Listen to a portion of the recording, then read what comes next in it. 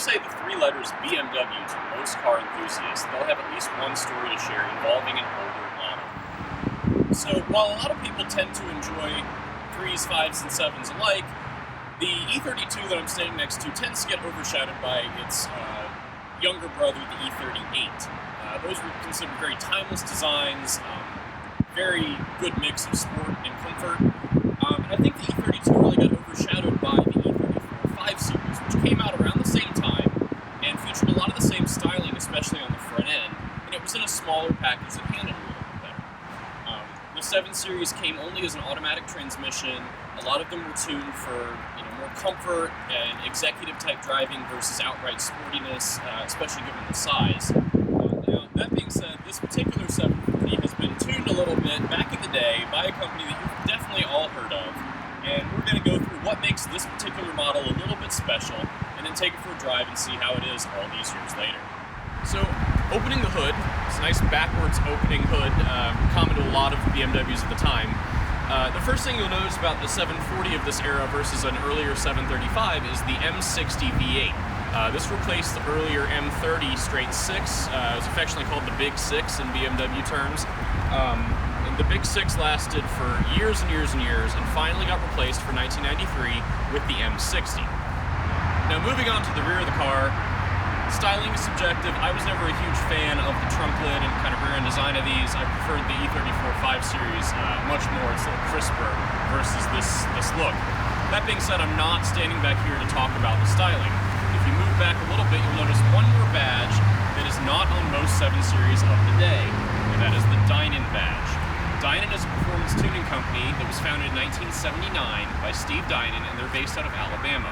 They're still around, and they will modify a new BMW to your liking, and if you have enough modifications, you'll earn this badge for your car too.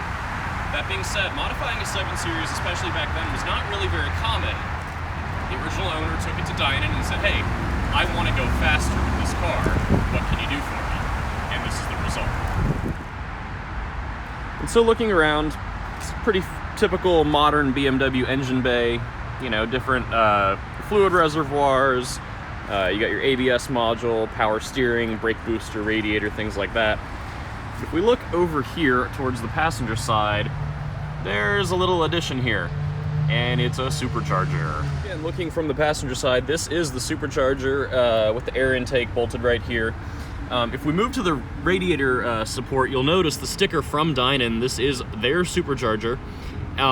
It could have been fitted to all of the different V8 BMWs of the day, the 530, 540, this 740, and then the 8 Series as well. Now the interesting thing to take note, this is a California CARB legal car, meaning it should still pass emissions in California with these modifications on it. Now this particular 740i was ordered as a fairly base model example. It's even got jet black paint with no metallic because that might have cost extra.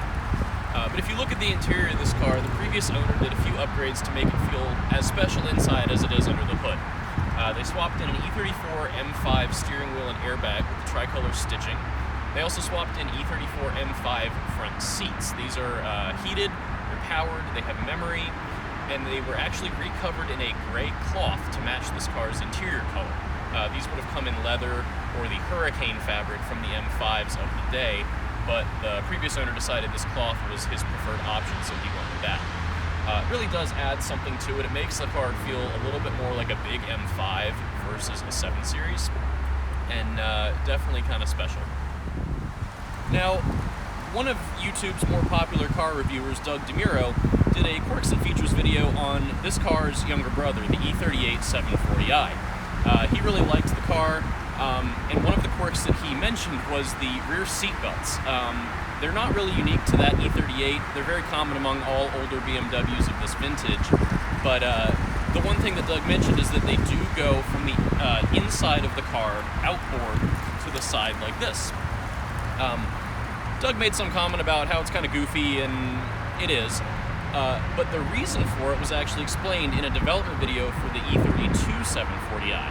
And the logic behind it is if you were in a side impact collision, the rear passengers, assuming you have two of them, will not be knocked into each other in a crash, because the pretensioners will hold the seatbelt tight and it will hold your body where it belongs, whereas if the seatbelt goes the other way, the normal way in most cars, you might have more of a chance of sliding into the passenger to your left or right. All right, let's go ahead and start this thing up, go for a little drive.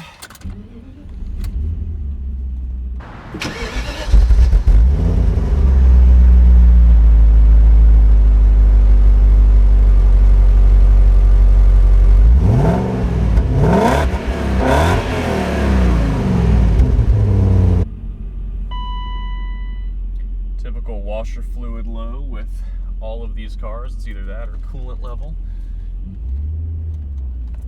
Now this car, as I mentioned, has the 6-speed sticking out of the center console, and that's because my friend who owns it now actually did a 6-speed swap on it.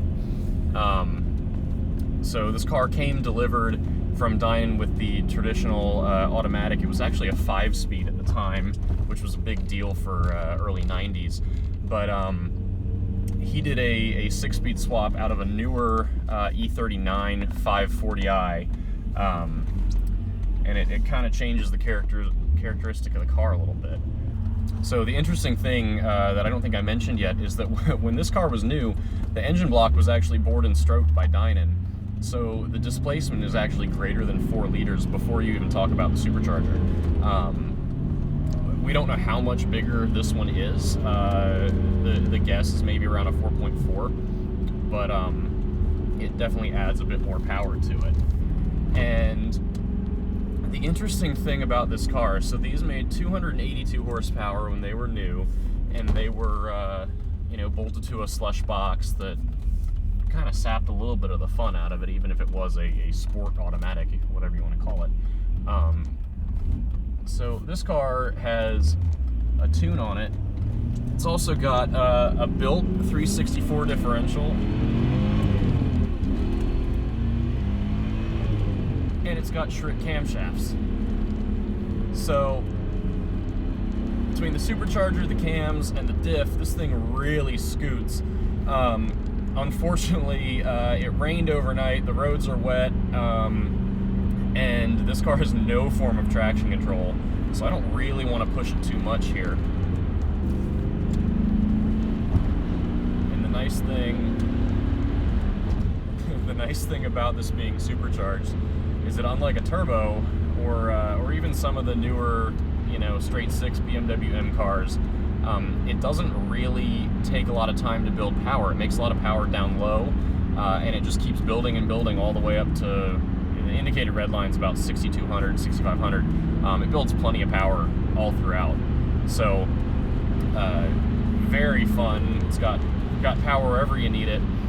Lots of torque, and yeah, just a fun car with all this acceleration behind it. But as we get back into the city here, this was a bigger car of the time. It competed with the Mercedes W126 and then the W140 S-Class. Mercedes actually was set to release the W140 and then delayed it by a couple years to develop a V12 engine because BMW had released a V12 in this era, the 750. That being said, the Mercedes drives like a much more proper executive heavy sedan type of car. This, especially with the power upgrades and the 6-speed manual, this really drives like a 5 Series of the day. I've had an E34 5 Series. Mine was not particularly great, but I've driven a couple that were in much better shape than mine ever was. And for how big they were at the time, they're probably the size of modern 3 Series. Those really drive pretty small, especially with the manual transmission. And this is very similar to that. It's not the most nimble thing out there, but it's basically the size of a brand new 5 Series. And it certainly does not drive like you'd expect a big executive 7 Series type of car to drive. It's not heavy and lazy everywhere. So that is the 1993 BMW 740i Supercharged by Dinan. I'd like to thank my friend Austin for letting me take this one out today and having a little bit of fun. If you like what you saw, go ahead and subscribe. There's a lot of interesting cars in the DC metro area that are worth sharing with everyone else.